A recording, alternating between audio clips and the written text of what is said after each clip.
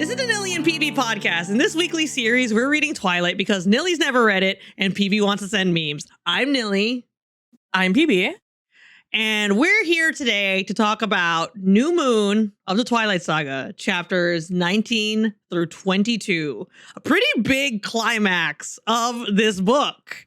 But before we get started, PB, how was your holiday? We're kind of recording this right around the holidays. And for those listening, hope you had a wonderful holiday. And if you're not listening to it around the holidays, well, I hope you have a wonderful day. Yeah, my holidays were good. A lot of sleeping, a lot of hanging out. It was chilly, but not as chilly as it was in some parts of the country. But it was nice and cozy because we had the heater on and I had some good food and good company.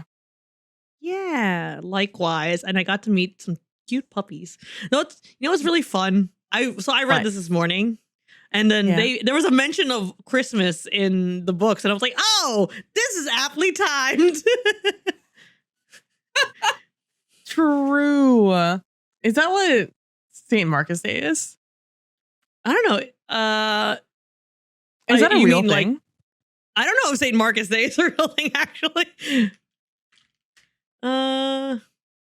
I mean, there's Saint Mark, but that's different. Nope, I think. Oh, there's a fact or fiction page. Let's see. Oh, no, looking at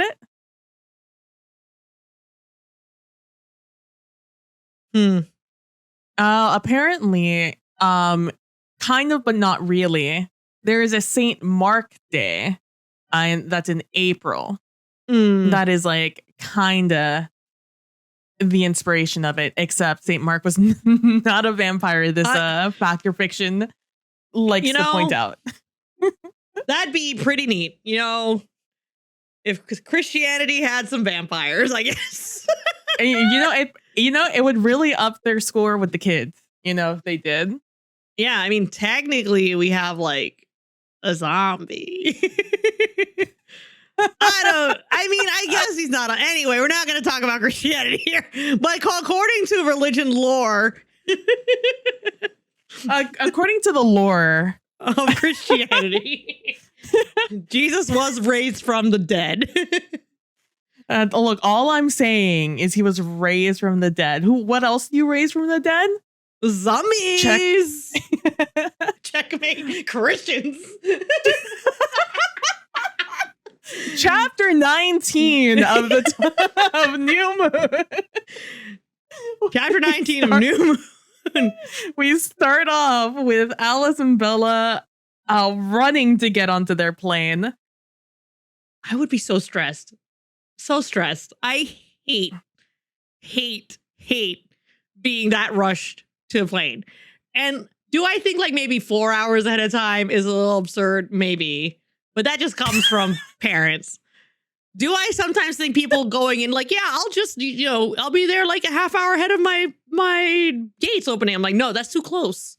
That's too close. You can't do that anymore. It's like post 2001, you can't do that anymore. No, for sure. Like back in the day, it's like very reasonable to be just like, oh yeah, I'll get there like an hour before to make sure like everything's good. And then even that's a little cautious to 1 hour. But now you never know what's going to happen with TSA lines.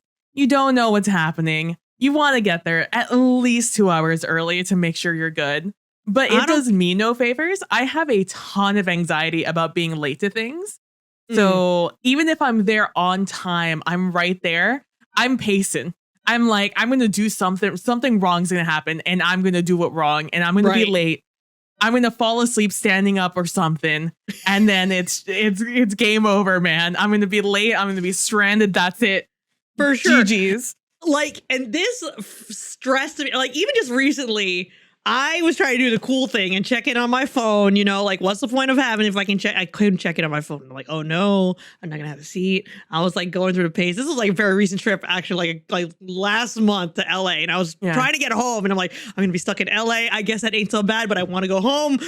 So I'm trying to check in and I have to get into the actual line. And then there's 10 other people having the same problem as me. And they keep being like, oh, but you should check in at the kiosk. I'm like, the kiosk doesn't even work for me. And I was so stressed out. I did make it to my gate it did only added like another like 30 minutes, which this is an amazing amount of time that I like have to be at least an hour at the minimum to my gate. And I got to my gate like an hour ahead of time, like, oh no, but my plane was delayed anyway. It all worked out. Honestly, I think I would love this if I could just get there and then get on the plane. I would love that, TBH.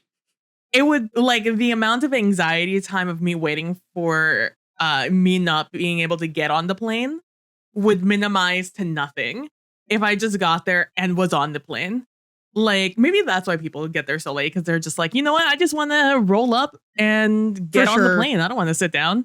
Which, it's a weird like, honestly, 22 though, you know? Yeah, like I couldn't do it. I couldn't. I'm trying, but to be quite honest. I'm trying not to be like 4 hours. I'm trying to be like 3 or 2. I'm proud of you. You know, if it's an international flight, I will always be like 4 hours. I'm sorry. If it's a domestic flight, we can do like a 2. You know, I'm trying. It's good. You're good. I think that's reasonable. Yeah. Like here we have Alice and Bella running.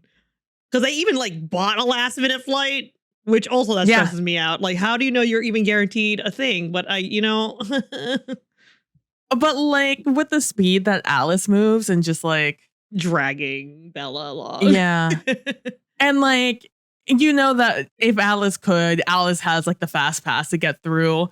She has a dazzling smile to get through TSA, even if she has it made in the shade to get through all the security gates until you get onto that plane. What really stresses me out is when they get on the next plane and they have to rush and run to it. Oh my God. I also hate that so much. That flight I was talking about that was delayed. These people had 15 minutes to get to their transfers and they had asked everyone to stay seated to let them off the plane. And some people had the audacity to stand up and I was like, you let these people go? Oh my God. You've got a plane to catch. They got a plane to catch. And it's like the only plane out. It's the last plane until the morning.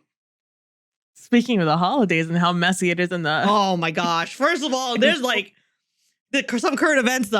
Flights getting canceled left and right and people being stranded in places for the holidays. But also some amazing car buddy stories and people renting cars together to take 16-hour trips. Which is wild to me, just in general. I could, like, good for you, but also I could never. I would rather sleep on the floor of that airport for the rest of my life than get in a car with a bunch of strangers and drive across country. Rest of your life. The rest of my life. You call me Tom Hanks because I'm sitting there forever. That one's for the kids. They'll totally understand that reference. On top of that, you need to know like what he's done. Anyway. Yeah. They're on this plane and Bella is a mess. She's super anxious. Even Alice is super anxious. Yeah. To the point that as soon as she can, she picks up the phone and starts calling Jasper, getting a dirty look from one of the air stewardess ladies. Stewardess, there you go. As one of the stewardesses. And she has this conversation with Jasper. And I really like how the relationship between Alice and Jasper is portrayed through these chapters. Because they're like the only couple we really know anything about. Like we know about Emmett and Rosalie just from the fact that they exist. Mm-hmm. But Jasper and Alice are the only ones we've ever gotten to see solo. And that's pretty neat. I really like it. And she talks to them and is like, no, tell Rosalie and Emmett to go back. You know that it's never going to work. It has to be Bella and, prepare Carlisle just in case. And she even tells Jasper, I'm going no matter what happens, I'm going to get out of here. I'm going to do my best. I'm going to get out of here and I'm going to come back to you. And immediately as she hangs up and catches Bella up, she's just like, man, I hate lying to Jasper. And I was like, oh my God, that hurts. The fact that you know, it's going to be a rough one. This is like, I can't imagine having like sitting there and going through like future after future after future as Edward is like changing his mind constantly.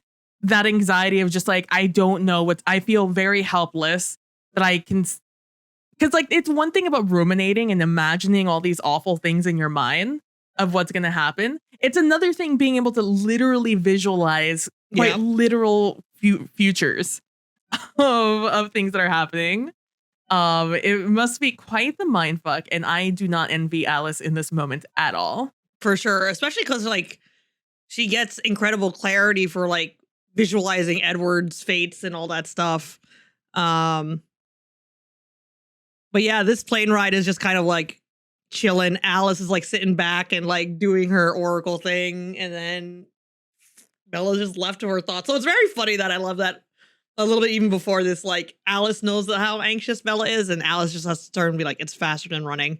It's faster than running. Like first of all, there's an ocean. So like, hey. Do we know for vampire lore if these vampires can cross the ocean on boats? Because like that's a thing, right? That's a thing in folklore that they had to, because Carlisle came to the New World. Oh, on a boat, yeah, on a boat, yeah. I guess like so they'd have to.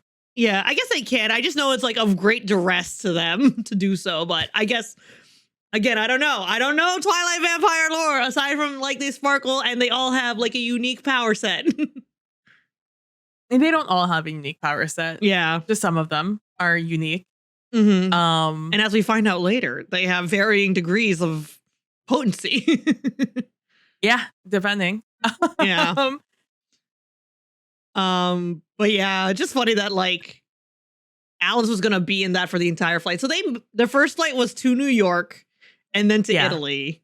I also just like I will leave you in New York we're gonna turn around in New York. Send you straight back if you don't. Yeah. It's because like Bella, like, man, I do not envy. Like Bella is going through it, man. Yeah. This is a bad time. Bella is having a certified bad time right now. Mm-hmm. Like she literally does not know what to think about, because literally everything is awful. She doesn't have anything, because she's just like, oh, I'm probably going to die. Like this is a death mission is what we're going on. Yeah. This is a 0.0001% chance of success mission we're going on. Yeah. And it's like, so she can't even look forward to like a future. Anytime she looks into the future, she just thinks about like what's going to happen when she's gone. Even if she does return, like, is Jacob still going to be her friend? Honestly, it's so funny how the stakes have immediately been raised in this book. Because like you spend this entire book being just like, oh, Bella and Jacob, their friendship. Are they going to like break up? Are they not going to break up? Oh, and Bella's kind of in danger from Victoria. It's okay though, because werewolves. And then suddenly it's like, we're going on a suicide mission. It's like it's time. It's do or die. We don't know what's gonna happen. Everything's awful. And suddenly it becomes like it was life and death kind of before for Bella, but now it's like life or death for Bella. Yeah, and it's like it's basically kind of like we're reading a different book. It's like we started a book for the first 2 chapters and we had a giant intermission, and now we're getting back to the original book. It's like, oh, Edward left. Oh, that's a shame. Bella's depressed now. Yeah. Anyways, Jacob. Yeah. It's just kind of like, oh yeah, this is a teen romance book. Let's talk about that for a bit. Now it's adventure and saving people and vampires, and we're going to Italy. And like the visions Alice is seeing are very clear as to what Edward is doing. And the idea is that they get there before Edward does anything drastic to essentially undermine the peace that the Volturi have so precariously placed on the city in order to make them like do something about him, because he asked for them to do something and they said no, according to one of the things that Alice saw. Right? They said, no, we're not doing that. You're too much of an asset. Actually, do you want to join us? Because you're real cool. And then he's like, nah. And so she's like, okay, this is good. They're like, he's stalling. He's trying to be dramatic about it and all this stuff. So we got time, but not a lot of time, but we got time. Yeah. And we also learn from vampire lore is that the Colons are very unique, and not in just the way that they're vegetarians, but that they have such a large family. Yeah. Vampires are very solitary in the way where it's usually just one or they pair off. Even referencing James, Victoria, and Laurent, how even that was a big group. And you saw how quickly they all disbanded after or how quickly Laurent left them. And Tanya's family. Tanya's family is also large, apparently. Up in the Denali's, I believe. And so we learned that the Carlisle family is the largest family to exist. And the only exception is the Volturi. Yes. And we also learned that they're really fucking old. Yeah, really free. Like, what was it? Like at least 1,000? At least 3,000? It's 3,000. Yeah. Jesus. They're well over 3,000 years old. Since Carlisle hung out with them. Yeah, basically. Yeah. We learned that the Volturi have guards. Yeah. Each of which usually has their own unique ability. And that's usually why they keep them around. And an extraordinary one, too. Usually it's like of a high class or like incredibly unique. They don't just take any old vampire. No, it has to be someone that interests them. In fact, Alice says that some of their powers make Alice's look like a cheap parlor trick. Yeah. If that gives you any idea of the potency. And over millennia, they've been enforcing the rules over the vampires, which means that they, punish the transgressors, as they would say. So we learned that vampires have one rule. Don't get one caught. That Bella could not guess. Yeah, it's don't let anyone know that vampires exist. Smile. And if you do, we'll kill you. Yeah, we're gonna come after you. And also, it's like essentially, don't let anyone know. Like, don't reveal to anybody. Nobody should know. And if we find out, we're gonna find you. And we learned that the Volturi are in Volterra, the city, which ironically is the safest city from vampire kind, because it's run by the most powerful vampires that exist, probably. And I just think it's so funny. I forgot that it was called Volterra. I'll be completely honest with you. Yeah, I read it's that like, and I was like, I can't your believe ego really didn't have any. I mean, I guess it was 3,000 years ago. You can name a city after yourself if you founded a town. Yeah. I mean, they have a day. Marcus has a day, Yeah. He's proposing as a Christian saint.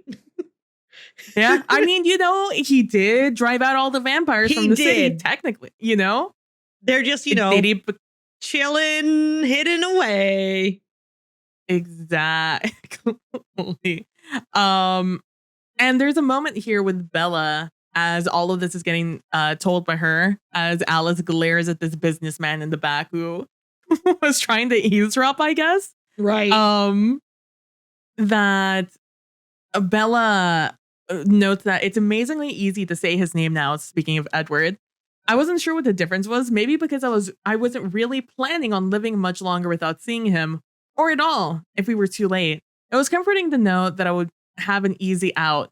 But like almost immediately thereafter, it's such like hot and cold with Bella and her view on her own life. Yeah. In even this just one moment, because like she has this moment of just like, oh, easy out. It'll be fine. Win or lose, it's going to be probably lose. And then later on, she's just like scared for her own life and just like, I don't know what exactly she says, but she's like, no, like, I value my life and I want to live. And then she turns around and says the same thing to Alice of just like, it's fine because if we mess up, the Volturi will kill us anyways. And that's where Alice gets to the I will turn this plane around right now and take you back to Forks if this is how you're going to talk, Bella. Yeah. You know what I'm talking about. We're coming here because of like a mistake on my end where you are gone. You think this is going to help anyone? No. And I'm just like, damn, Alice, if only that were that easy. Right.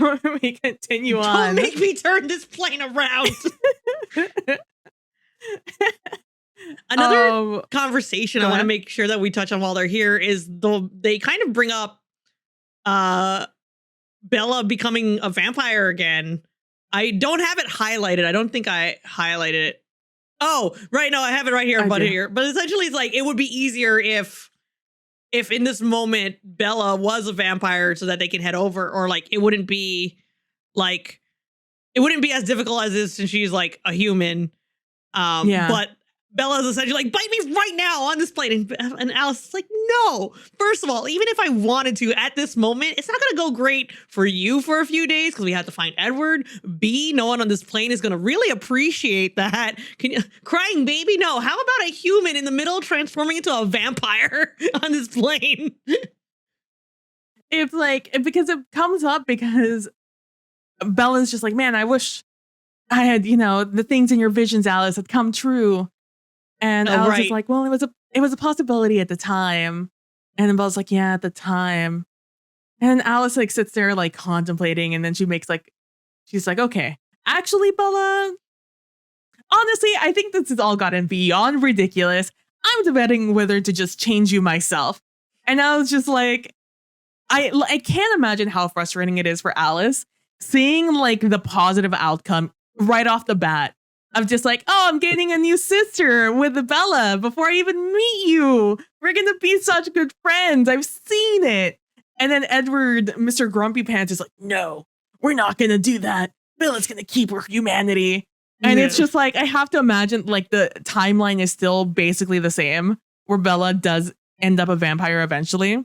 And Alice just has to wait for this, like for Edward or somebody to get their shit together. Yeah. And Alice is like, I am sick and tired of waiting for this. The only thing that has come of you not becoming a vampire is awful things. This thing with Edward would have never happened. Yeah. Victoria chasing you, no worries. If you had just been James, no issues. If you had just become a vampire when I saw it.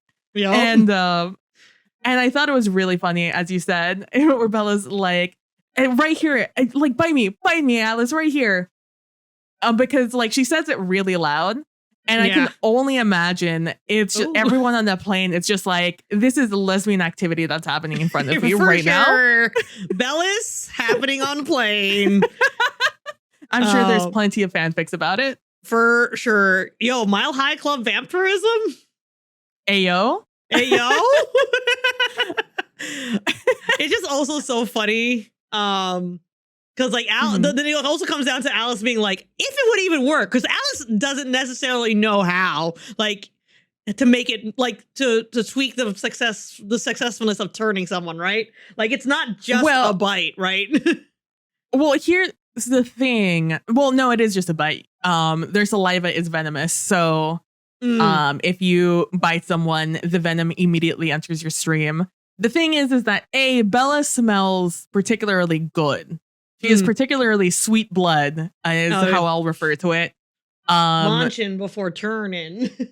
and Alice is not immune to Bella's smell. It's not as strong of a smell, but it is it's alluring to all vampires. She, like I said, she has sweet blood, essentially. Yeah. And the other thing is Alice has never done it before. Alice has also never fed on a human before. Oh yeah, so, she's like pure vegetarian. Yeah, so she doesn't know. She's never done it before, and she doesn't know if she can stop. That's her issue. Is the one thing that will stop vampirism is if you kill the person before they turn. For sure. And sucking too much blood will do that. Blood out, I guess. Yeah. And so that's what she's concerned about, that she won't know how to stop. That's where her biggest hang up is, which is why they kind of leave it to Carlisle to do it. Because Carlisle has obviously done it a few times. At this point. At this point in his life, he's done that a few times. Yeah. But we even have a moment though with where Edward had a dark moment, as Alice describes it, where where the future was that he went hunting in Volterra.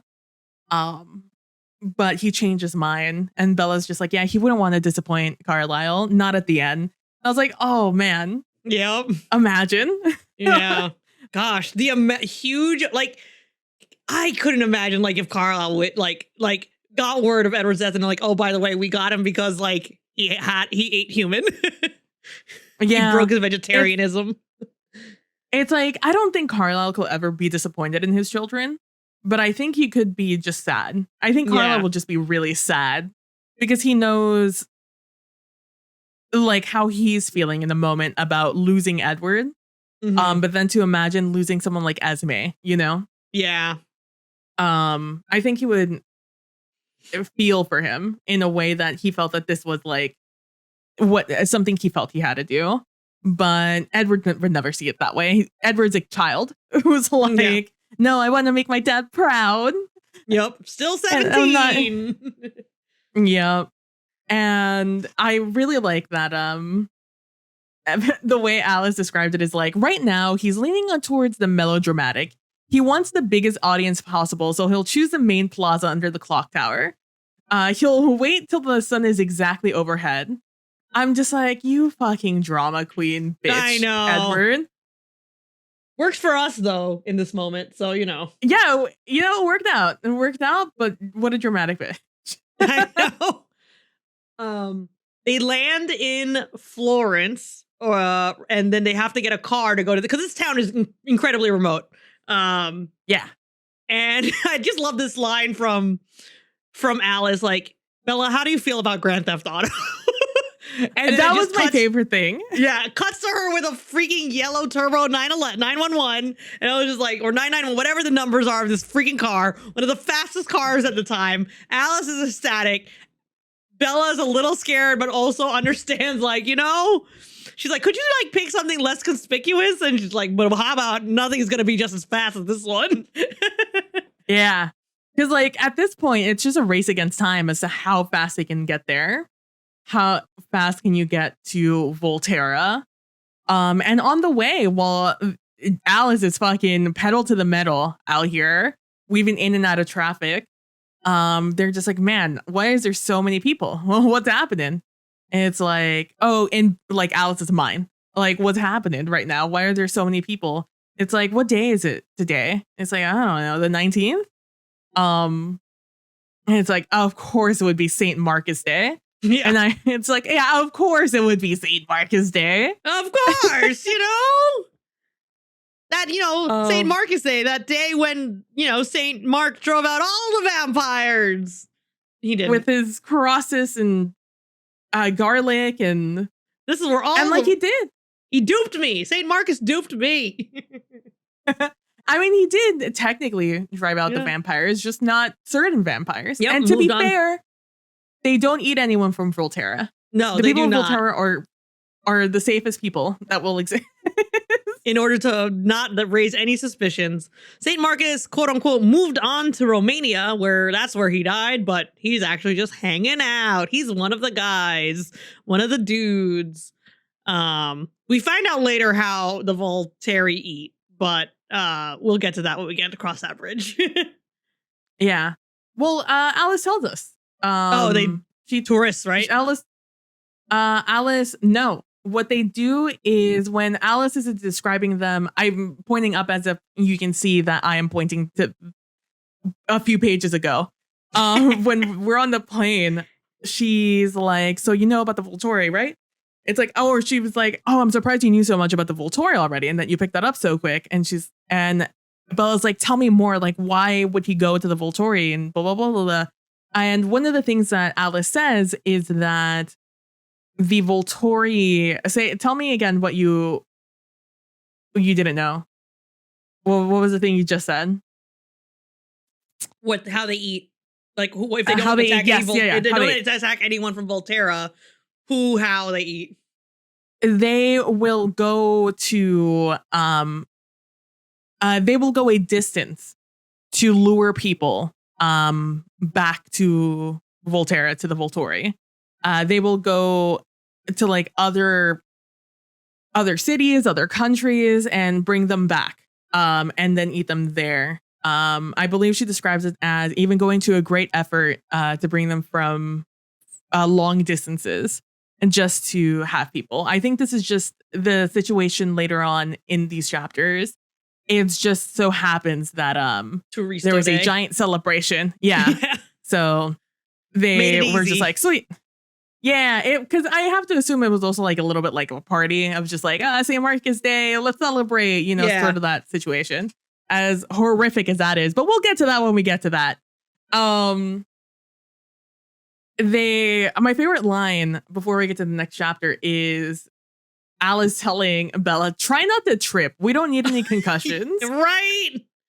Oh my God. It was just so funny to me. Like this plan hinges on Bella's ability to run. Yeah. Honestly, it's probably to her to her advantage that it's so packed in Volterra right now. Mm-hmm. Because it means even if she does start falling, she'll probably fall into someone. Yeah. Therefore not injuring herself. She just gets to jostle in between a bunch of people going through the crowd in the Palazzo dei Priori. Palazzo dei Priori. Italia. In Italia. This city is made up, right? Unlike Forks and La Push. Yeah, Volterra, I do believe, is a made-up location, which is basically very feudal because I believe there's a castle. Yeah, it seems like it's like an old like landmark area with a village around it. And if they get any tourism, it's for like, this is the guy where the guy who got rid of vampires lives, / there's a castle here. It's a quaint Italian village in the mountains and hills. Come visit. Instagram influence over here. So they get there, and Alice dazzles the guards. I love Alice's power set because she's just like, look, Bella, okay, so here's the plan because I don't know what this guard's going to decide if he's going to let us through or not. So here's what you're going to do. If this guy does not let me through, you're going to get out and you're going to just fucking run. You're going to tell them the Palazzo dei Priori. That's where you need to go. And Bella's like, okay, Palazzo dei Priori, Palazzo dei Priori, Palazzo dei Priori. And she's like, and if they speak English, the clock tower. Whatever you do, you just need to get there. And then Alice just immediately like crouches behind her. Somehow she has a glove. Alice always prepared. Always prepared. And she's like, hey. And she looks at this guard and it's like, oh, he's like, oh, we can't cars aren't loud. Cars on low, only buses. Like really sad because Alice is, to the nines, smiling, dazzling. Yeah. And she goes to reach for his hand, gives him $1,000. Yeah, as a bribe. 1,000 plus other bills. Like it's a stack, but on the outside is 1,000. First of all, you could dazzle me with anything, and if you gave me a wad that had 1,000 on the top, even if the rest were singles, yeah, hell yeah, I'd let you in. yeah, 100%. He was like, "Are you kidding me right now?" Yeah, which is like totally normal reaction. like usually those kinds of bribes you see in like movies stuff are like a couple hundred, right? Like at maybe most. Even 100 at like most, like maybe a 500, 1,000? Yo. With more money even. And he's like, yeah, go ahead. It's funny. A private tour. I mean, better be for 1,000 whatever. Like 1,500 is probably what I would put that at, right? Like, yeah, or something like that. It could be all thousands if Alice is, because Alice is making bank out here with stocks, like stonks. Alice knows what's happening. Yeah, she's making stonks, man. She bought Bitcoin. Incredibly liquid. Look, she bought Bitcoin and sold it at the max. She has min-maxed her entire life. Oh my god. And so they get through still in this stolen Porsche. Yeah. As they're driving it through. Even drives past one of the guards into the actual city. And the guard's like, no, blah, blah, blah, blah, blah, blah. And I don't know. I can't really imagine how this car is getting through because I can only imagine it's just crowds upon crowds of people. Yeah, I imagine it's like it's crawling and people are like getting out of the way. There probably is a little bit of honking, but like, or people. I also can imagine moving aside because people are like, "What the hell is this nice ass car doing in this middle of nowhere village during a really niche Saints feast day?" and so Alice is driving through this, and Bella talks about like all the curses and like hitting of the car as they're driving through, and curses she doesn't understand. Luckily for her, she mentions because they're all, I'm imagining, in different languages, mostly in Italian. And Alice ends up driving into this alleyway that is not for cars, but Alice made it for cars. And she's like, okay, this is where we gotta, this is your stop, Bella. Go. And before, run like the wind. And as Bella is getting out, Alice makes a mention of just like, oh my gosh, you're everywhere. And Bella's like, what? And it's just, it doesn't matter. Just go. I'll meet you up or whatever. And we don't get any clarification of what that means, of they're everywhere. Yeah, is it people? I took it to be one of two Volturi? things. Like, was it Volturi guards, or as like Bella makes aware, like when she's looking around, people like children and adults are wearing plastic fangs as vampires, like dressing up as vampires, which is very funny. I think that's a really fun way to celebrate the eradication of vampires from your city, by being a vampire. That is such BM. That's so mean. But like it's interesting. Like, it's first of all, you have to imagine if this is the Volturi city, that they're also in control of like any kind of like government festival tourism. So they're the ones selling the plastic fangs. You know, like, oh, absolutely. You know, that's how they're making bank right now. Right? Like, that's the irony of all of this. It's just so funny that they're like leaning into it. And I found that hilarious. Like, people got like cape, like it's all Dracula up in here. I can just imagine them in this day and age just being on Amazon, being like, all right, let's bulk order about 10,000 plastic vampire fangs just for this. Oh my God, that's so funny. Love them. Also to note for anyone who didn't read this and is trying to visualize it as we describe it, this festival also involves a lot of people wearing red. So everyone is wearing red something, scarves, jackets, clothing, in celebration of Saint vampirism. St. Marcus with the blood colors. And I think that's very funny. But yeah, Bella starts fucking booking it. She runs and she does not stop. She runs so much, she's just like, oh, there's an empty spot. But then she doesn't even realize that she like half hops into a fountain, runs through it, jumps up the last leg to get to Edward because she kind of sees him shirt down. Wonderful visual for all of those. Like, oh, he's sexy. Because like he's about to just jump into the sunlight because that's his final plan, is to cause a scene by sparkling, because that is weird AF for a human being to do that. Yeah. And so Bella is literally running, crying, screaming as this clock is just bonging, gong. People are covering their ears with how loud it is. Mentioning even a family that Bella is running by, and how the little kids are covering their ears or like, cuddling up next to their parents, because of how loud it is and how crowded it is. And Bella's just like, Edward, don't. Because Bella now sees that she can see him, but his eyes are closed. He looks at peace, like he has made this decision and he is happy, because Edward still under the impression that Bella's dead. Yep. So Edward, no will to live. Remember those like 3 months where Bella was catatonic? That's Edward. Right now, that's where we're at with Edward. Yep. Edward's like, we're time to peace out. His plan just literally, like his hands are out. He's ready. Shirt off. He's ready to walk out. And Bella even has a moment where, aside from just being like, you know what, screaming, crying, running right now. But I can appreciate how good Edward looks right now. He's Absolutely perfect. real good looking. You know, worst ways to go, my guy. Yeah. And she makes note that, like, you know what? The last 7 months meant nothing.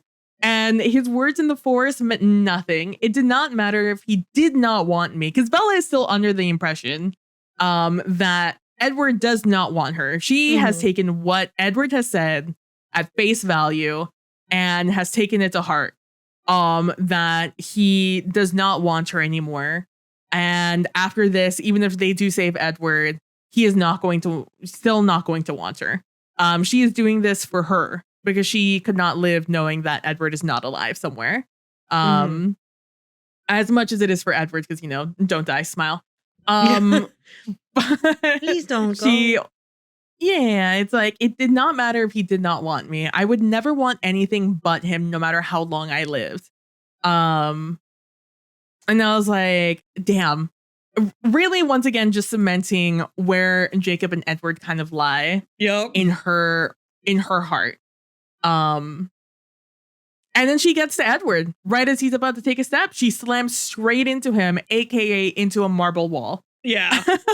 He kind of like even like scoops her and he just starts talking. Like, I was confused for a hot second, like, oh, he's talking as if he's like in heaven or something. He's like, oh wow, they worked real quick to like get me, like them being the Volturi like guards, because like the assumption is that he would be taken down immediately as soon as he stepped into that sun. They would have probably got him, right? But Bella got there right in time, and he's like, oh wow, they work real quick.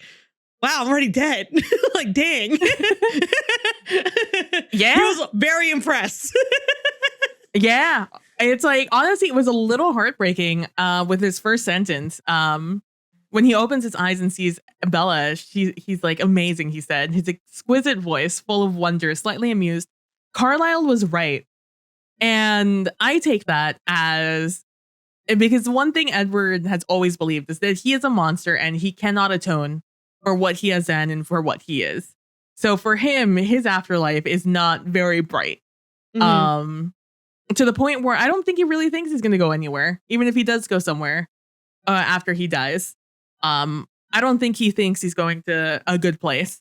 And Carlisle, his whole shtick is that, no, like, we're atoning for who we are, and, you know, we're living a good life in order to, you know, be better and further people and ourselves and et cetera, et cetera. And for all of that, you know, our efforts aren't going to go unrecognized and we're going to go into a good place. And Edward has never really believed it. We get that scene in the first book, I think, maybe earlier in this book, where we have this like morality conversation with Carlisle. So for me reading that, I was like, damn, that hurts me a little bit on the inside to read Edward be just like, Carlisle was right. Yep. And Edward is just like in marvel at the existence of Bella right there in front of him. Literally, imagine, like, you think you're dying, you're going to immediately go into an afterlife, and he closes his eyes. He is about to take a step. He thinks he's immediately taken out, and when he opens his eyes the next second, suddenly the person he loves the most in this world is in his arms, literally in front of him. Right. And it's like, damn, heaven works real fast up in this bitch. Like, yeah, it was just it was honestly incredibly funny. I liked it. It was a very funny scene, despite the gravity of the situation. Like, you know how we were talking about last time, millennial humor? That's also millennial humor. That is 100% millennial humor. In fact, even Bella's like, you know what, despite the danger of all this entire situation, and she's just like, Edward, you have to go back. Go, go, go. You know, I'm right here. Get back into the shadows, et cetera, et cetera. Don't take this step. Bella's like, you know what? Despite all of this awful stuff that's happening right now, aside from him looking super sexy, I feel good. I feel perfect. Like, suddenly I feel whole. Like, not even healed. I just feel whole all of a sudden. Right. And I was just like, damn, both of you are going through an experience right now that is this dissonance to the situation is hilarious. Yeah, especially because then this guy goes off quoting Romeo and Juliet. Freaking, what is Death. this? What is the line? Death that had sucked the honey of thy breath hath no power yet upon thy beauty. It's Which like, I believe the is line like Romeo Romeo spoke in like his looking tomb. at Romeo looking at Juliet as and she's dead, because I think he had to sneak in to see her or something like that. Yeah. It's to confirm that she was dead. Yeah. And I'm just like, you are such a dramatic bitch, Edward. Holy shit. Even in death. You know? And then he goes on to be like, you know what? You smell like just exactly the same as always. So maybe this is hell. But you know what? I don't care. I'll take it. Yeah. I'm just like, damn. And my favorite thing about this all is Bella's still fully under the impression that Edward does not care about her anymore. And is genuinely not in love with her anymore, despite all of this. And to be fair to Bella, she is extremely distraught in this moment. She has not had time. She is in high fight or flight right now. So I totally understand why she's not seeing the signs right in front of her eyes. But like, as a viewer, as a reader, it's a ridiculous situation that Bella continues to think that Edward does not love her and is not going to continue to love her after this. For sure. Like, hello? He's talking about how beautiful you are right here, right now, my girl. Oh my God. The thing is, like, that all of this lovely little reunion, like, Edward does come to his senses and be like, oh, but he immediately goes into, like, once he realizes he's alive and that she's here and they're in the city, he immediately goes into protect mode because the Volturi guard are right down the alleyways being like, oh, look at what we have here. It's really, like, really cheeky and coy. Yeah, I have to imagine that how I imagine the situation plays out is Edward went to that location under the clock tower, ready to step out, listening for the Volturi to make sure that they're like watching him. So because I don't think like Edward wants to harm vampire people by like being like, I'm a vampire. Vampires exist, haha. But which is why I think he went with the most peaceful option of just like, I'm glittery. And and also the quickest way for him to like be removed from the premises, essentially. But also so he was I like to imagine he's in tune with the like Volturi near him or the guards near him. And as soon as he like is about to take the step out, he goes into his like happy place, you know, and this is about to be over. I'm about to see Bella again, hopefully, crossing our fingers. And he blocked everything out in that moment as he goes and takes that walk out. And then so he's just in this moment of peace where he's just looking at his Bella, whose mind he still cannot read. And then as he's just like, wait a second, suddenly everything just tunes back in and he hears these guards near him, is what I like to imagine happens. Yeah. Because he immediately knows, oh no. Oh no. And so, Felix and Dimitri pop in. It's kind of like a back and forth of like, oh yeah, you're not going to do anything, you can go, but we're going to take her because she knows. And he's like, nah. And essentially Edward is like, you're taking both of us or whatever, or something like that, or we're just going to leave. How about we just leave? And they're like, no, we can't do that. You can leave, essentially. Alice also shows up and they're like, ooh, a 2-for-1. It's like, I loved Alice's. Alice always knows how to make a good entrance because she's like, let's behave ourselves, shall we? There are ladies present. Yeah. I was like, damn, Alice. You get it, Alice. And they were immediately unhappy at the odds being even all of a sudden. Because Felix feels like he's a little pugnacious. So I feel like he wanted to get in a fight in that situation. Yeah. But Alice diffused it pretty quick. And there was a line here where They say, I didn't care what the motivation was. At least I could be with him again before I died. That was better than the long life, in reference to like Edward not letting her go as they walk away with Dimitri and Felix to go see Arrow. Yeah. Aro. And so I'm again still 100% totally. It's almost interesting to see Bella in denial the other way. But like I can also get it because she's so like traumatized by the breakup that she's like, if I even think for a moment that Edward wants me back, it will break me when he doesn't. So I like kind of get it. Yeah, but no, at for the same sure. time, I totally kind of get that mentality of like, it's kind of like, not to an extreme, but like when you want to be, when you're friends with an ex again, and it's just kind of like, maybe you're kind of holding on to getting back with that person depending on how the situation ends up, but then you're like, never mind, that it won't happen, that kind of thing. Like I totally get that vibe where it's like, I'm just not gonna think about it and like move on, which healthy. Honestly, this is probably like to not have expectations of getting back together is honestly one of the healthier expectations that Bella has had lately. It feels so utterly unhealthy though when Bella's the one doing it. It feels it's only because like it's under duress in the circumstances of which everything is happening, I feel like. Which I don't know if that makes it like of her own volition, but like in general, not having expectations for someone else's actions is a good thing. True. But they go with Felix and Dimitri and Jane into the tunnels. Creepy Jane. They don't. Yeah. Because Jane comes out and it's like, all right, boys, stop messing about. Yep. Jane's like, come with us. Yep. And it's like time. And they go down into like these underground tunnels where they get in through like a hole in the wall, I guess, down like a chute.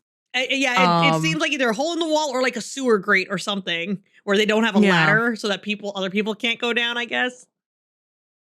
And like Edward and Alice make great like links to make sure that Bella doesn't get hurt as she's going down the chute. Because that one just, first of all, classic Bella, that she would get like mangled going through this if they did not take extra precautions with her. And Bella is like shivering and cold and like a mess down here because she's still soaked from running through that fountain. Yeah. And it is cold down here. And, like, she is having a certified bad time right now. Like the fact that she's like terrified, like it's a whole thing. Yeah, the only thing that gives her solace that Edward has her close is occasionally putting his face in her hair, like being all like cuddly-ish, as cuddly as a Marvel man can be. I love the moment where he notices and like tries to like warm her up like by one of these through friction. Yeah, the amount like I'm like, oh, I know exactly. Like I'm like, the way that it was that Stephanie Meyer wrote it, I was like, oh, I get it. Creating a callus between, and I'm like, oh, it's the rubbies, little warmy uppies. I don't know how well that would work. I'd have to like get a piece of rock and just rub it against myself to try and figure out if that will create. And it has to be a cold rock. Go get like a one from outside, like right now. Yeah. Just be like, is that warm? Am I getting like warm? A pumice stone? No, it's too smooth. It wouldn't be rough. It'd have to be like marble or something. Just going, you want like going a hard on it. Cold rock massage. A cold rock. Can't think of anything worse. Yeah. They're walking through this. And they finally enter like the castle, the palace, they go like whatever, down, under, and then up. There's like an elevator, and there's like a secret entrance to this like reception room, essentially. Yeah, and Jane is I will know because I thought it was funny as they were walking through.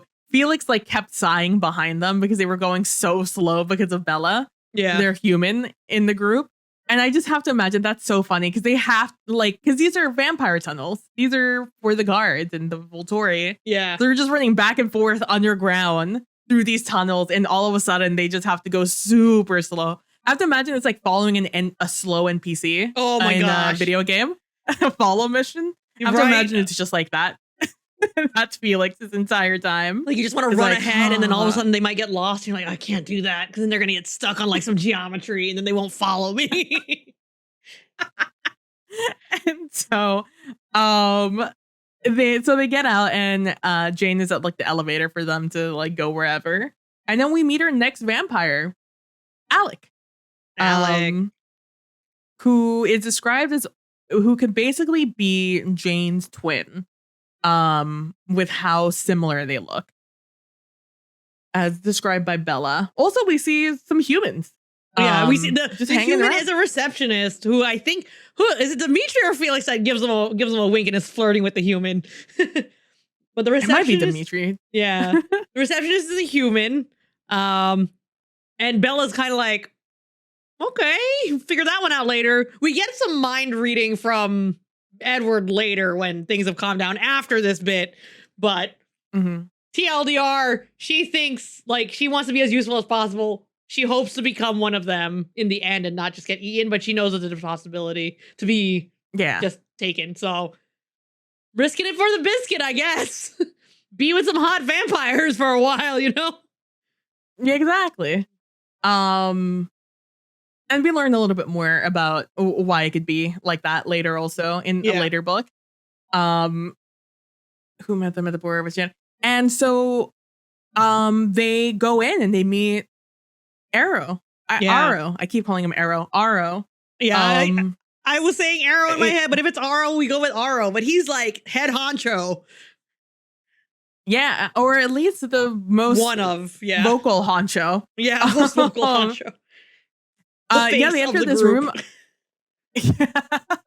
They entered this room full of vampires, with Aro being the main one. He's like ecstatic to see Edward again, and Alice and Bella, who he refers to by name immediately. Yeah, after all the stories that Edward, I imagine of them walking in. This is almost like, I imagine it's like a vampire Gatsby party. Like people are just like, or like before, like the cocktail hour before the party starts, right?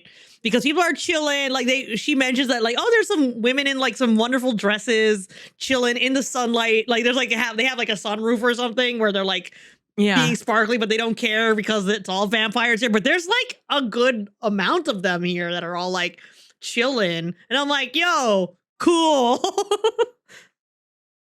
Just they're hanging out. They're in their sundresses. They're just here for a good time. And we find out what that good time is later. Yeah.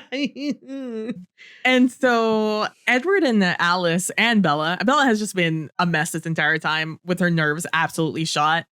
But like Edward and Bella and Alice are like really on edge about the situation. Aro is like so like he's so excitable as described by Bella through this portion of the book. And Aro is just talking to them like they're acquaintances almost. Yeah. Especially to Edward, who he just met. But we learn that Aro has a special ability, much like Edward's, where he can read people's minds, but he can also read their memories. Yeah. His limit on his power, though, is that he can only read people's minds when he is touching them. For sure. Which is why he's slightly envious of Edward and his ability to just read anybody's mind at any point. Except Bella's. Except Bella's, which they also make a point of talking about later on, we find out. I think one thing of note is that like Bella was really commenting on the quality of this man's skin. Like, because he's old. Like, even if you don't age, like the effects of time still have to have something on you, right? Like a little bit. Yeah. Like he's 3,000 years old. You can't go like that long with a complete, unless you have a flawless skincare routine. But this man, she described him as like almost like translucent and papery. Like his skin looks so fragile compared. He still looked cold and all that, but he was just like thin. Like it felt thin. it's so nice of you to say like paper because she describes it as transparent as an onion.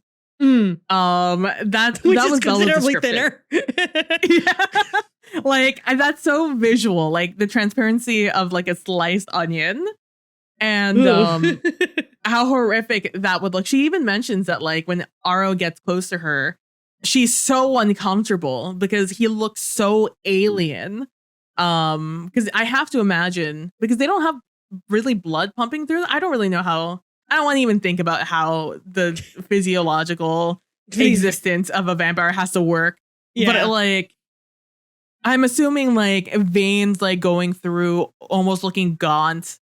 With how transparent they look, maybe even being able to see like muscle and stuff down there. Yeah, and, like, it has to look so graphic. Do not like, man, can you like learn to put on a couple, like some, like you need to put like a little bit of cover up, please. A little foundation. You know, you don't need a contour. You got bone structure for that. But like, maybe a little bit of blush. Give yourself a little bit of life. Oh my god. Yeah, so they essentially talk about like, it's a mix of like still the same conversation, like, hey Edward, you should join us, we'll let y'all go because you're vampires, but Bella's gonna stay here. And Edward's like, no, but then it kind of gets like, it's like all veiled threats, right? Like and like the what a waste. And what does he call Bella? What is this? La tua cantante. I don't know. The blood that sings, essentially. Yeah. Because we also are introduced to, we finally get to meet Marcus and Caius. Yeah. The other two from the portrait that Carlisle has. So we also met them in this situation, and they came in, and Marcus, we learned, can read the bond between people. I believe is how it's described. Yeah, like read their relationship, which I'm like, that's incredibly specific. Yeah. But I can see why it's strong, right? Because you understand how, for like power wise, how it especially would be strong. Like I like just knowing Arrow's power, and Marcus's power. I can see how they quickly came to power, like shaking someone's hand for deals, making money, setting stuff up, and then being like leveraging people's relationships against them or with them. Like incredibly easy to see how they managed to like assemble like the situations that they're in now, you know, like aside from just being vampires, right? Like this is the being the vampire gives them this ability, and like it's just wild to me. We don't learn Caius's power, do we? I don't remember though. No, I don't think so. I don't think we see. Yeah, we don't even really hear a lot from Caius. We only hear from like Marcus and Arrow, and from Marcus it's very little. It's more like whispers to Arrow, and like get Arrow access like the face of these three. Yeah, basically, her Arrow like goes to Marcus and like touches him to see like what the relationship is between. I'm assuming the three. Yeah. Although he only comments on the bond between Alice and Edward, maybe even Bella, I don't know, which is super strong because this is like Bella's best friend and, you know, her soon, you know, future husband. Yeah. So it's like that bond's like that, you know. Yeah. Not to mention the bond Alice and Edward have to each other also. So they remark on how strong that bond is. And Caius does say a lot in the way of just being real grumpy. Oh, yeah. In the way of just like, no, but is there ways? You have to go, blah, blah. But Marcus is, he is pretty much a silent one. He really doesn't say much. He's just, there's a moment, where Aro says, Marcus is, shocked by how strong your, bond is. And, but like Marcus isn't very easily surprised, and Bella looks over at Marcus, who's just like stone faced, no expression on his face, almost bored. Yeah, and Bella's like, you know what? I can see that. I understand. Yeah, I can see how he wouldn't be surprised. I believe that when you say that. And Caius is just sitting there with almost a bored expression. the entire time as Aro is just like doting on the trio. Yeah. But like it's you say everything is in threats. I don't even know if it's threats in particular, because even though everything is a threat, I don't think he would define it as one, Aro. Oh, for sure. Yeah. Because for him, it's just like a state of being, right? That's just like what they do. Yeah, it's like what I say goes. My power. Yeah, it's like whatever I want to happen happens. There's no like if, ands, or buts. If I want something, I get the thing. Yeah. I want it. Which is why it's surprising. Got it. I want it. I got it. Which is surprising why he's so nonchalant. I guess the nonchalance just comes with being alive for over 3,000 years. Yeah, for sure. Of just like, if they don't come now, it's fine. We know. Imagine we'll get them later. Yeah, they'll join us later. Even though like he's so showboaty, they all are incredibly patient. Like I just know like 3,000 years has to make you like very patient. Yeah. And it's like you have to have seen almost everything at that point for 3,000 years, being in charge of the vampire world. Very few things can surprise you at this point. And it's almost shocking how maybe that's why he's so excited, Aro, even though he seems like the more excitable of all of them, because they're interesting, like not only are they like part of Carlisle, like, because he loves Carlisle. Yeah. Big fan. They were friends. Everyone is in the Carlisle fan club here. It's like, shout out to Carlisle, really making friends everywhere. Yeah, it's a good thing they had that connection, because I don't think they would have survived otherwise. Absolutely not. Because they're so fond of Carlisle, which I also think is one of the reasons that this conversation is going on so long. Yeah. And also just the fact that because he's very impressed with Edward, because Aro saw and felt the memory of Edward's relationship with Bella and the immense willpower that he has for not eating Bella. Yeah. Because he's like, I thought Carlisle had control, but damn, Edward, you got it too. Like, yeah. Honestly, Aro is just like one of my faves with the way he's like acting. Like he's incredibly like flamboyant in the way he's acting, and even though he's like seems like this alien old dude 3,000 years, he's just so he's happy to be here, happy you're here hanging out. Like it's like he's having a good day right now. Yeah, and he even like jokes like Edward is being really sardonic and sarcastic, and Aro laughs at something he says, and it's just like how I miss my friend Carlisle. You remind me of him. Only he's not so angry, which made me laugh out loud. Yeah. I was just like, that's such an apt description of Edward. Yeah. Like Carlisle, but more angry. So angry. So angry. So angry. But like, we already know that doesn't really affect him because his friends are real sticks in the mud. Yeah. The other thing that has him so excited, and I think like they've seen everything, but they actually haven't really seen anything like Bella, where he's like, it seems like no one's powers can truly affect you. Like Alice sure can see like the future, but it usually involves other people and stuff like that. And even then it's not fully clear to her, right?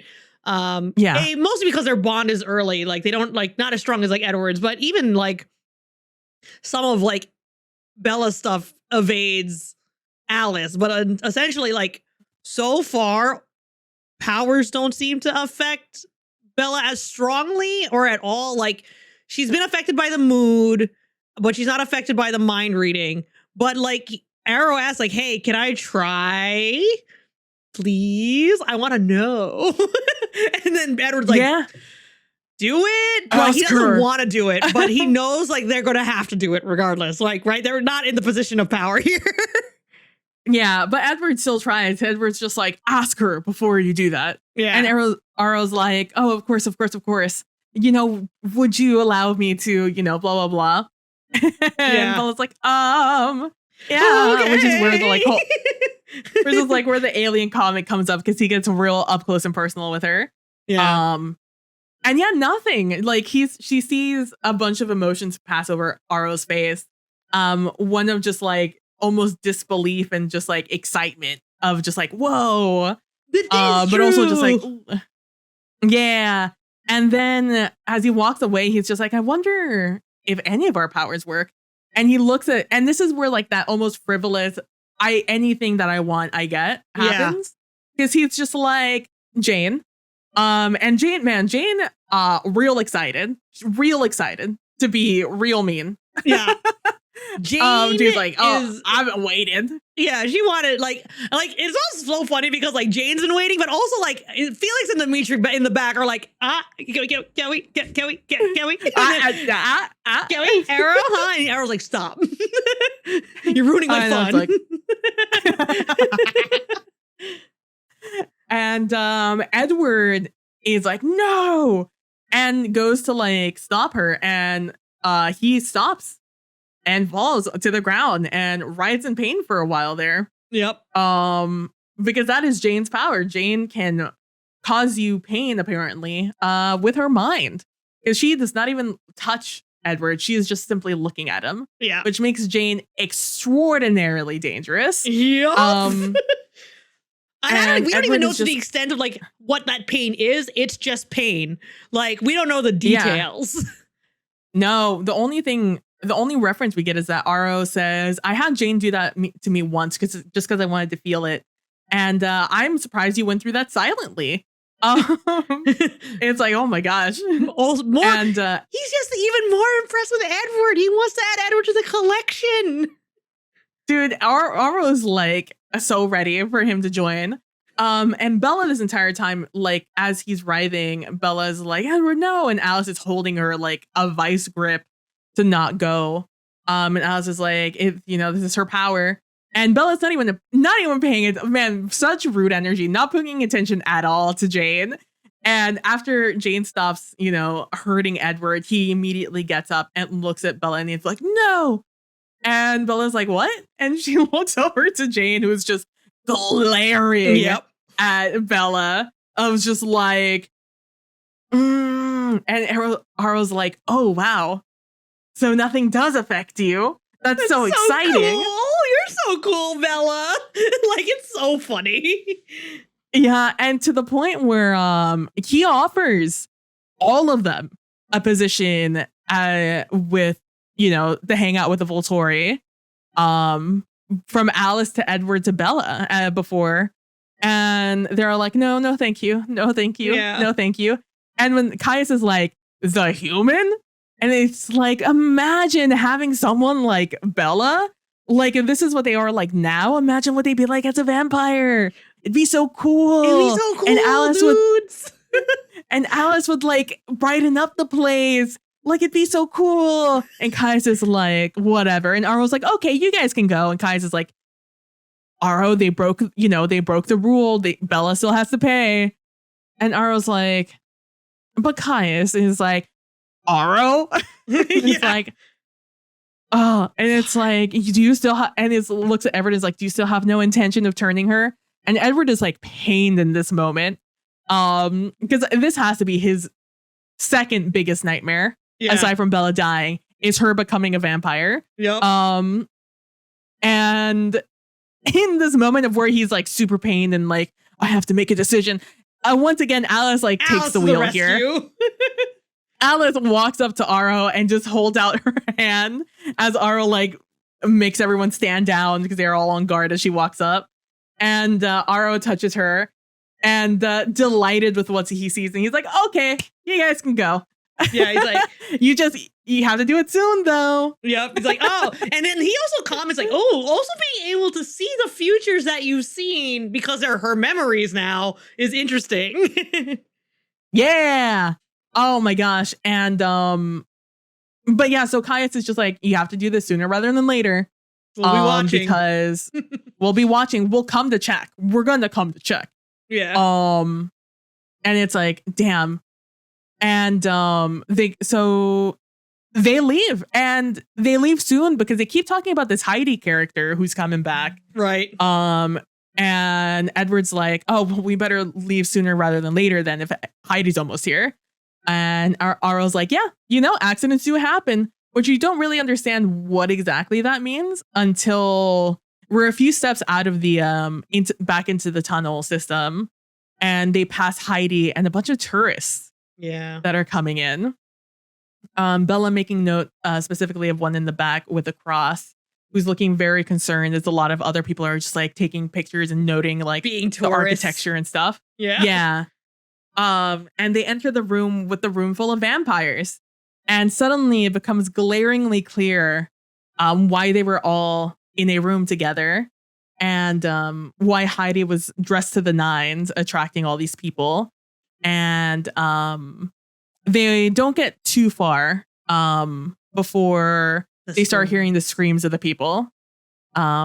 Therefore, you know, still a story about vampires. Dinner party, let's say. Yeah, it's like still a story about vampires. So they're vampires being vampires. They were, and they get back up. They go back up to the reception because they've been asked to wait until evening so they can leave out the front door instead of like so they're hanging out with the receptionist there. This is where Edward reads her mind and like Bella asks about it, and she's like, oh, not an ask, but she like infers, and he's like, oh yeah, this is what she's thinking, because Edward's still reading minds. But essentially it's part like Edward is still kind of holding Bella. Bella is just like trying to wonder, like, she's like, oh, they're trying to figure out how we're getting back home and what we're going to do. But also I'm here with Edward, and Edward's like, we're cuddling and it's kind of nice. It's like they both go through this, like, is it weird that we're very happy right now, despite like what we just went through, what just happened to those people, and et cetera, et cetera. Like Bella feels incredibly guilty and like feel like honestly traumatized by like hearing the screams of those people. Yeah, I wouldn't say guilty. Because there's nothing she could have done in the situation. I think she just feels bad about the situation. I mean, those are the same for Bella, let's be real. True. I mean, but like guilt, I wouldn't say guilt. Still, but she but like as she gets up, like it's not like Bella's unaffected by the situation. Bella's in hysterics when she gets up to the reception area, essentially. For sure. To the point where Alice is like, oh, it looks like she's going into hysterics. And Bella notes that she's the one making all the noise. She's the one that's like half like sobbing, chattering and all that. She screaming. Makes a comment being like, isn't how Jacob felt the moments before he exploded into a werewolf? Yeah, because like she's so overwhelmed by emotion as she's like still in a terrible situation, but like she's safer now, and Edward is safer now. And Alice is safer now, and Alice is going to be able to go back to Jasper. And she is just like a mess, and it takes a lot of like cooing and a lot of cuddling and taking care of by Edward to get her to chill the F out, from a very reasonable reaction to the situation she's in. But yeah, she's very happy, and as you said, they say in the book it was heaven right smack in the middle of hell, being there with Edward in that moment. And then when night hits, they leave. They head out. They go take a plane back to Seattle. Although still with a connecting flight, I'm assuming. They had a connecting flight in Atlanta. She stayed up the whole time. Yeah, Bella did not want to go to sleep. Bella wanted every waking second with Edward before he left again. Because again, she's still under the impression that he is going to leave again because he doesn't want her. So much so that she chugs a bunch of Coke, like Coca-Cola Coke, to stay awake because she wants the caffeine. She has a low tolerance for caffeine. Even a moment where Edward like looks at her disapprovingly when she orders it. But Bella is chugging Cokes to stay awake. Yeah. Which is like, so from like, I know from like, that's going to be like 8-hour flight at least from Italy to Atlanta. And I think it's actually probably more. And then it's like 4 hours from maybe 3 hours from Atlanta to Seattle. So she's up for at least 10, 12 hours. And that's not even including the regular car travel time and all of that. So like our girl's been up probably more than 24 hours at this point. Yeah, it is of note, though. I will say that she specifically chugs Coke because in Mormonism, you're not supposed to drink uh things to keep you awake, like, anything like that. But also Coke is something you're not supposed to. So her chugging Coke is like a very specific thing. A very specific scene for those who fall under the Mormon religion. Yep. So woo. Yeah. And so girl, I'll be pouring myself some wine. Bella keeps commenting on how she is trying to keep this, her mind. What did she say? That she is like rememorizing Edward's face as he memorizes her face again through all this time. And she doesn't dare hope still. As she notes, after all, how many ways can one heart be mangled and still be expected to keep breathing? Which I was like, damn. And so they get to Seattle and meet the family. Yeah, as everyone's there. Esme, Carlisle, Rosalie, Jasper, like Emmett, all of them are there to greet both of them because, like, they all knew that they got the word that he was going to that Edward was going to the Volturi. So like that kind of been a good idea. But then also that Bella's okay, and that Alice also went. So like everyone is there. It's so funny because they met them from New York, so they probably flew from New York to Seattle, so that because they were going to take her, like, Bella directly home. So that was extra nice of them. Granted, not that that's a financial burden to them, but to take the time. True. And it's just like everyone is like Jasper and Alice have their private moment, which is very unique in the way that they don't like no PDA. Yeah, there's no PDA. They stand there and they just look at each other. Which Bella's just like, man, this is too intimate of a moment. I can't look at this anymore. Like, I feel like I'm encroaching in the moment. Yeah, like, oh. So, like, honestly, though, if you could be so enamored with someone just to even look at them, which has happened with Bella and Edward as well, it's just like, that is very intimate. That's a little. I'm gonna just go over here. Yeah. And then the other thing that happens is that they're splitting up cars to take, like, to go home, and Bella doesn't know what that means. Is it their home? Is it her home? But there's a little bit of a small little tip of like, we're not going to be in Rosalie's car because of all that nonsense. But then like Esme is like, come on, just do it. We don't need any more problems, blah, blah, blah. And essentially, she's very sorry. She feels really bad. Yeah, she feels really bad. Please just don't go into the car. And then we're like, fine. Rosalie apologizes for essentially like letting out the secret of Alice's vision, because Rosalie found out. This was back in the beginning when like Rosalie found out from Alice, and then Rosalie told Edward essentially, because again we thought it was probably out of spite that like Rosalie generally hated Bella's guts. Mm-hmm. But okay. Here's the thing about Rosalie though. It's not that Rosalie hated Bella. It's that now that we know there's one singular rule that vampires have to follow. Yep. And that is not spill the secret to any fucking humans. Yep. And that is the first goddamn thing Edward did. So what Edward did is literally put them not all at risk at just like the general populace finding out and like that being dangerous and being driven out of their home. It's the fact that there is a literal police force that will come and literally kill them, that Rosalie's like unhappy about. It's just like, you are putting us all at risk for this stupid human, Edward. Yep. And so like, I am pro Rosalie on the fact that she's upset at the fact, For sure. I totally feel get honestly, she is the one reasonable one in this family of being like, are we serious? Are we just literally going to leave her as a human? You understand how dangerous that is, right? Like, we understand. It's just me. Okay. All right, fine. If everyone wants to be like this, big angry at all of you, I'll go along, but not my fault. This is all on y'all. It's like, I'm going to say, and that's why probably at the moment she could, she was out to Europe with Emmett. And like, they went to like South Africa after in the summer or whatever. She's just like, the farther away I can be from you guys and this little situation, the happier I am. Because if you guys get caught, I'm going to be real sad, but I'm not about to die with y'all. Yeah.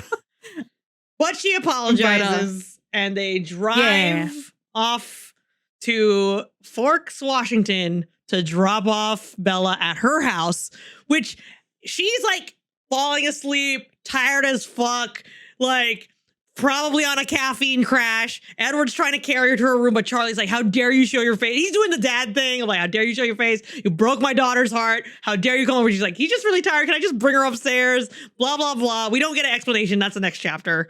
But Bella has arrived safely back at home in Forks. We don't know anything else aside from the situation, aside from Charlie yelling at Edward. And so that's what we're going to pick up next time. Yeah, Charlie is big mad. Yeah, big mad. Which, again, totally reasonable situation. Exactly. Like, and where was your daughter? Did you kidnap? Like, because also the first words were like, what happened to her? Because she looks like shit. Like, yeah. And then like Bella's trying to like, don't be mad at Edward, be mad at me. He's like, oh, you bet I'm fucking mad at you. Like, you go across the fucking world. Like, it's like, we're gonna talk when you're up. Like incredibly reasonable. Like, especially with that note, like, took a flight, BRB. And it's like, took a flight, Edward's in trouble, BRB. And it's like, so I totally understand. Yeah. Charlie in this one moment. It's like good parenting right here. Yep. But yeah, that's the end. We got through the entire climax of the storyline. Yeah. We have the things that we see, like the next chapter is called Truth. So what truth is it? Will Bella tell Charlie what's gonna go down? Will other things be told? Will Edward tell his true feelings? Find out next time. Like, a lot of things have to be answered. Also, I'm gonna be a little miffed if this Victoria thing goes unresolved. And if it gets resolved, like Jacob rolls up to the house and be like, oh yeah, we got her. Like, that's really unsatisfying. So I'm gonna be big mad. Those are some of my things that I want. I want a little bit of a win for Jacob, you know? I want to be able to give Jacob a W for handling the Victoria situation that isn't off screen, right? Like, I understand that this is not entirely like the Jacob story, but Jacob is involved for a fucking reason. So he better get a little bit of spotlight here. Like, I'll be big mad. It's like, there's literally nothing I can say without spoiling anything. So what are W's and L's of the week? What is your W? Who is your L? My W is Arrow. I think Arrow is hilarious. I honestly, 3,000-year-old vampire having the time of his life. Big W from me that he's just like kicking it. Like I said, it felt very like the like right at the start of a Gatsby party, right? Like everyone's rolling up, gonna have a good time. And then we have some unexpected guests and we want them to have a good time too. That's my W. My L of the week is that woman's scarf that just flew away. She doesn't have red for the party at St. Marcus. Damn, true. Yeah. Get fucked, lady. Yeah. No Before scarf she even for walked you. in too. Yeah. That's funny. My W of the week is Alice. Because she dealt with all of Bella's bullshit. Oh my God, true. And she dealt with the entire situation with such grace, despite the severe danger of it all, while looking absolutely fabulous, I'm sure. We don't get a description of her clothing, but I'm sure it's great. For sure. My L of the week is the person who owned that Porsche 911. Big L for them, man. Ooh, sucks to suck, man. That thing's gonna have. Man, you're pick it up in Volterra apparently. With a bunch of scratches, I'm sure, and just dents from the weird places. If it still exists, she had to drive it. Someone else might have just lifted that car. True. I wouldn't put it past Volterra to do it. TBH. The other thing I liked, we didn't mention it, when they were talking, when they left the situation. They stole another car? The three of them. We stole another car. But also, Alice is just like, they can't all be Porsches. And Edward's just like, I'll get you one for Christmas. I'll get you one for Christmas, because Alice is like, I'm going to have to get one of these for me because it was too good. Edward's like, I'll get it for you for Christmas. She's like, but it has to be yellow. Yellow. Thank you. Yeah. Yellow, I'm please. like, Thanks. I'm like, yeah. man, if I had again, this is Yeah, also yeah. the woman who freaking just let a huge stack of $1,000 to this random guard of Volturi. Damn, rolling in it. Yup. Oh man, that's so good. But is there any predictions that you have for the ending of this book aside from Jacob killing Victoria, maybe? Well, that's it. I don't really have predictions. I have wants and needs. So I have a need for Jacob to get their relationship made so much progress. All of it just to be upended from Edward wanting to literally shine in the sunlight. So I need a little bit of a bone. No pun totally intended for Jacob here. Wow. Not a bone for Jacob. Yeah. So I need that to happen. I think, I know it's like the ending's fuzzy for you, but I don't know if you started reading ahead and figuring out Eclipse chapters yet. But I don't think Bella gets turned in this book. I think she gets turned in Eclipse because the title Eclipse also like evokes change. Like that's usually like the changing of a season. So I don't think she's getting changed here. I think they plan on something. But if she does get changed at the end of the book, cool. I don't think they tell Charlie. I think they have to figure out something else. Even though this chapter is called The Truth, I feel like it's debating me. So it's gonna bait me, and I'm like, no, I'm not gonna fall for it. And then if I fall for it, you know what? That's pie in my face, egg on my face, whatever. So those are like the three big things. I need Victoria to be handled by Jacob in a spectacular manner that's not off screen. B, I don't think Bella's gonna be changed, and C, Charlie is not gonna be told anything. So we'll see. I like it. Those are my three big things. I like it. Well, with that, I think we're at the end. We are at the end. Y'all can join us if you have thoughts, concerns, predictions, comments, and anything else that you want to talk to us about about this episode, future episodes, etc., or anything Twilight really that is a spoiler free. Join us on the Knilly Online Discord to discuss the episode, ask questions, etc., all that good stuff I just mentioned. You can find the link in the YouTube or podcast description wherever you're listening to this now. The podcast and past episodes can be found on our YouTube channel. Just search the Knilly and PB podcast, drop a subscribe and a like. You can also find audio-only versions of the podcast on anchor.fm/KnillyPBPod, KNILLYPBPOD. So you can listen wherever you have all of your podcasts, Spotify, Stitcher, wherever. New episodes go up on Friday after the recording. Thanks so much for listening. Any last words, PB? I'm excited to finish this book. Me too. And that's it. That's it. Thanks for hanging out and listening, everyone. See you on the internet. Bye. Bye.